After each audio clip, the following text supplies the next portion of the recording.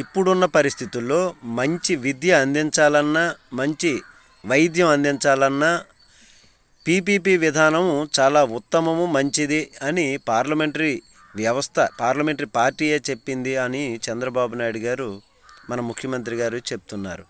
మరి ఇక్కడ అలాగైతేనే మంచి విద్య అందిస్తారు, మంచి వైద్యం కూడా జరుగుతుంది. ఇందులో వాళ్ళ పెత్తనం మనదే, ప్రభుత్వానిది, కార్యనిర్వహణ మాత్రమే వాళ్ళది. ఆ విధంగా వాళ్ళు చిన్న ఫోటో మాత్రమే పెట్టుకుంటారు, ప్రభుత్వమే పూర్తి అజమాయిషీ ఉంటుంది, ప్రభుత్వ పరిధిలోనే ఉంటాయి అని చెప్తున్నటువంటిది పరిస్థితి. కానీ ఇక్కడ ప్రజలు ఏమనుకుంటున్నారు, మరి పోలీస్ స్టేషన్లను కూడా పీపీపీ విధానంలో పెట్టేయచ్చు కదా, ఆ పరిధిలోకి తీసుకుపోవచ్చు కదా.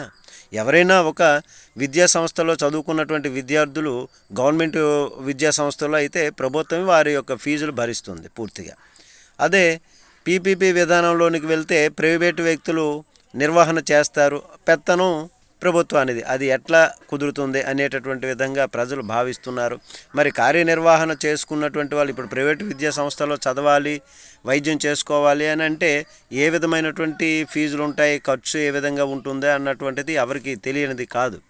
మరి ఇక్కడ వాళ్ళు కార్యనిర్వహణ చేస్తారు, పెత్తనం మాత్రం ప్రభుత్వం చేస్తుంది అంటే మరి ప్రభుత్వం ఇది బాధ్యత, విద్య కానీ వైద్యం కానీ ప్రభుత్వం బాధ్యత, అది ప్రభుత్వం చేయాలి, ప్రభుత్వ పరిధిలోనే ఉండాలని ప్రజలు కోరుకుంటున్నారు. ఇది ఎట్లా పెత్తనం ప్రభుత్వం ఏంటి, కార్యనిర్వహణ చేసేవాళ్ళు, ఆ నిర్వహించేటటువంటి వాళ్ళు డెవలప్మెంట్ చేసి ప్రభుత్వానికి ఎలా ఇచ్చేస్తారు లాభాలు లేకుండా అనేటటువంటి విధంగా ప్రజలు అనుకుంటున్నటువంటిది. మీరైతే ఏమంటారు, కామెంట్ చేయండి. జై